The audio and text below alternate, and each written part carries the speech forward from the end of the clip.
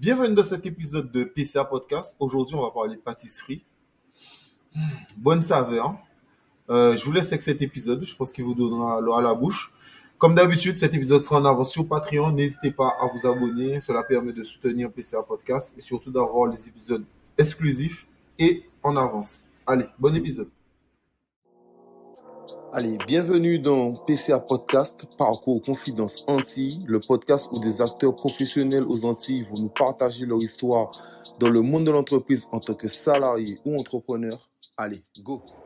Ce sont les choix difficiles qui nous demandent le plus de courage. Aujourd'hui, j'ai perdu plus que tu ne l'imagines. Mais le temps du deuil viendra plus tard. Tant qu'il restera des êtres qui n'oublient pas leur passé, il s'en trouvera forcément qui seront incapables de se satisfaire de leur avenir. Comment vas-tu, Christelle? Ça va, merci. La fameuse question, qui es-tu?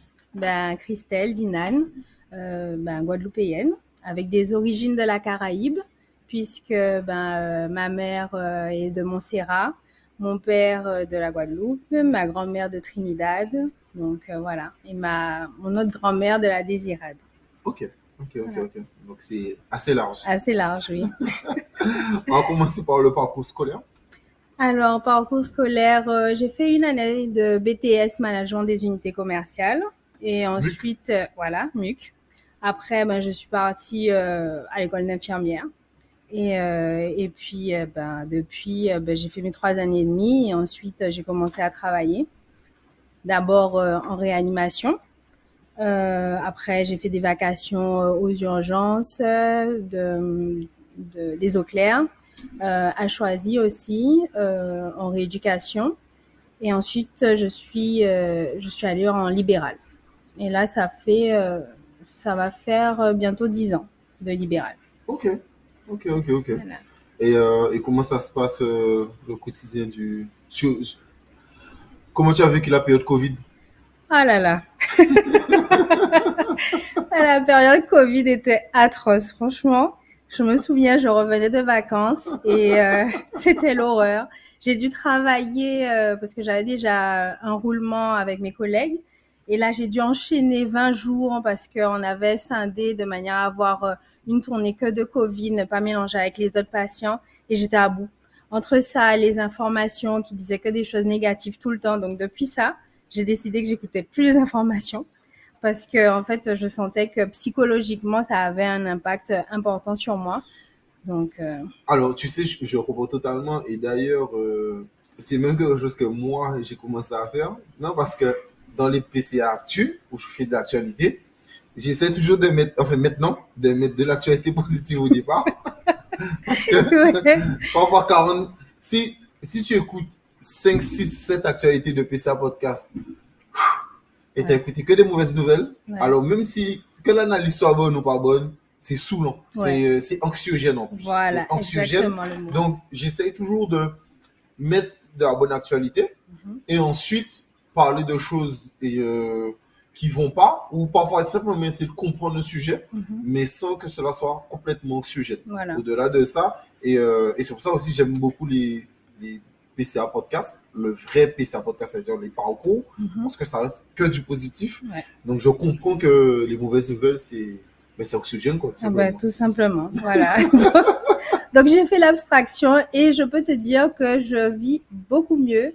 Alors bon, après, les patients, je peux te dire qu'ils se tiennent informés de tout ce qui se passe. Donc, que je le veuille ou pas, j'ai quand même des bribes d'informations. Mais jamais autant et tout le temps comme je faisais avant dans la voiture à écouter RCI, etc. Enfin non, voilà. Donc je me limite. Ok. On peut parler de ta passion? Oui. Ok. Parce que moi je te connais sur le nom de Amour de Saveur. Exactement. Rien à voir, une infirmière qui fait des gâteaux. Bon, même si les infirmières doivent faire des gâteaux, mais d'où te vient cette passion? Alors, c'était justement pendant le confinement, en fait, vu que j'avais beaucoup allégé mon temps de travail. Et je me suis toujours dit, mais si je suis pas infirmière demain, qu'est-ce que je sais faire, en fait? Et du coup, comme ça, je me suis mise à pâtisser. Et heureusement qu'il y avait certains magasins qui étaient ouverts pendant le confinement, parce que c'est là que je me suis où j'ai fait mes courses, quoi, parce que j'avais rien, aucun matériel, même pas une maryse, rien du tout. Franchement, la pâtisserie et moi, on faisait deux avant. Donc aussi bien que quand j'étais chez mes parents, ben ça sortait toujours à demi-cuit. Mais mon papa, pour m'encourager, il me disait toujours mais oui c'est bon, c'est très bon, mais bon je savais très bien que c'était loupé. Et là depuis que je m'y suis remise en fait, ben plus j'y vais, plus j'ai de l'inspiration, plus je me sens bien et voilà quoi. Donc au fur et à mesure, j'ai commencé à avoir du matériel. À chaque fois que j'avais des idées, ben il fallait que j'aille chercher comment ça se faisait. Donc j'utilise beaucoup YouTube, je regarde beaucoup de Pinterest. Enfin, je m'inspire de l'environnement aussi. Hein. Je regarde autour de moi. Il suffit que j'ai des senteurs, des saveurs et j'essaie de faire des mélanges, d'associer et puis voilà. Comment, au-delà du goût, après avoir géré le goût, comment tu as géré le côté réseaux sociaux? Est-ce que tu étais déjà une fan des réseaux? Alors pas du tout, parce qu'à la base j'avais pas Facebook, j'avais rien du tout. Et en fait, pourquoi avoir créé cette page Instagram? Parce que je me suis dit, dans le téléphone, les photos se perdent et j'avais envie de pouvoir avoir un endroit où retrouver toutes mes photos en fait.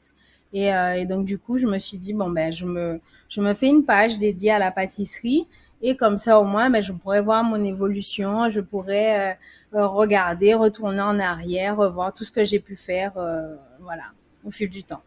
Et la page est montée assez vite. Tu as déjà un peu plus de 2000 abonnés. 3000, un peu Trois plus de mille, 3000. excuse-moi. Tu as déjà plus de 3000. Ouais. Comment, est-ce que toi tu pensais déjà monter comme ça? Alors, comme tu dis, c'est juste une petite passion à côté. Ben en fait ouais c'est à la base c'était surtout en passion et non je pensais pas avoir autant d'abonnés donc ça fait toujours plaisir de voir ben les gens qui s'abonnent et puis surtout les retours quoi. Alors des fois les gens sont timides, ils vont pas le dire forcément ouvertement mais j'ai souvent des messages en privé pour me dire ben j'aime bien ce que tu fais, j'aime bien ton mood, c'est bien continue. Donc franchement c'est super encourageant quoi parce que tu te dis mais en fait ça ne plaît pas qu'à toi, il y a des gens à qui ben, ça plaît, ça intéresse et donc du coup c'est super encourageant quoi. Euh, comment, au-delà de l'encouragement, tu les vends les gâteaux? Mm-hmm. C'est d'accord? Chut, faut pas le dire. Non, mais, comment tu as géré les prix, tes marges, tout ce genre de Alors choses? je me suis fait aider, j'ai fait un tableau pour pouvoir voir ben, par rapport au coût de revient, hein, en fait le matériel, les matières premières utilisées et tout, voir le temps que j'y passe parce que en fonction ben c'est pas le même temps parce que le cake design c'est une partie de la pâtisserie qui prend énormément de temps. Voir un gâteau, ça peut prendre 5, 6, 7 heures en fonction de la décoration, de la cuisson. Enfin, il y a tout un tas de choses qui entrent en compte. Donc, c'est vrai que j'essaye d'établir les prix par rapport à ça, quoi, Ok. à tout ça. Et tu livres aussi? Alors, je fais des livraisons, mais c'est exceptionnel. Généralement, les gens viennent chercher. S'il y a des livraisons, c'est que ce sont de grosses pièces montées, les gâteaux de 3 à 4 étages. Donc là, éventuellement, je peux faire des livraisons. Ça t'arrive de dire non?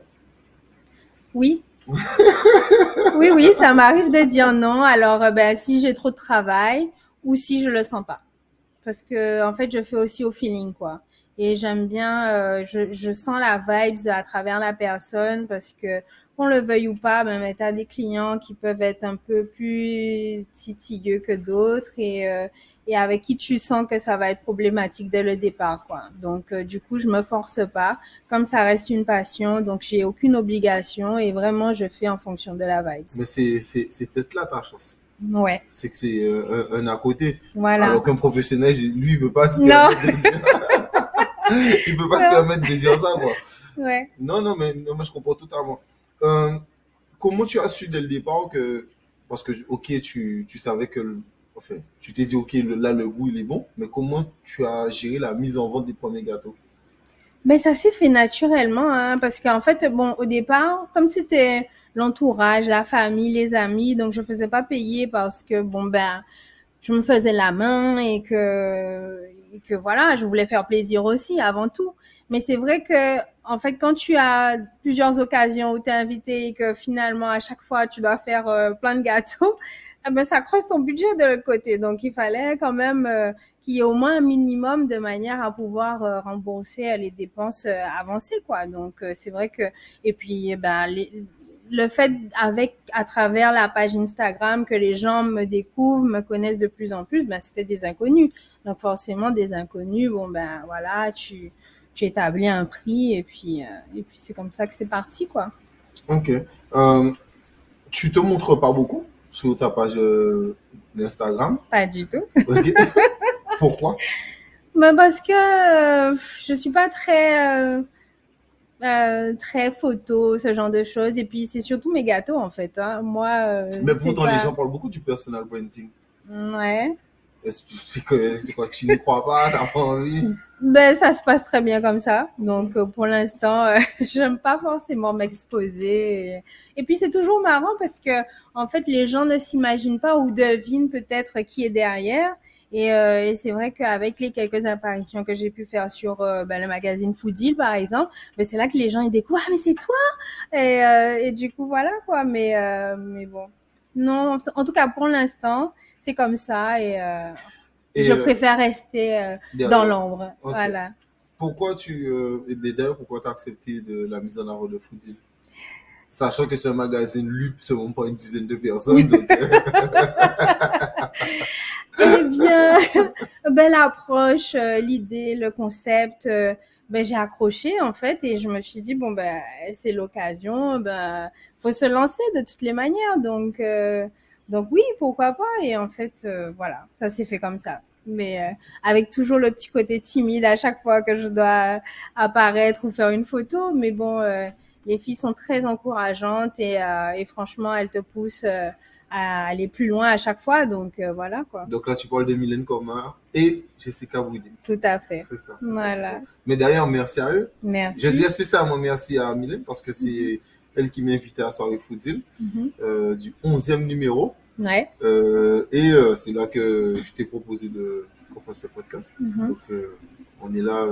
Grâce à elle, ouais. Ouais, en décembre, on s'est vu. Voilà. En décembre, on s'est vu et on a dit qu'on ferait ça aujourd'hui. Donc, Ouais. donc merci à Foodie. Oui, merci à Foodie et merci à toi pour la proposition parce que Non, mais franchement. c'est un honneur aussi pour moi de paraître dans PCA Dans Podcast. PCA Podcast, moi, c'est gentil.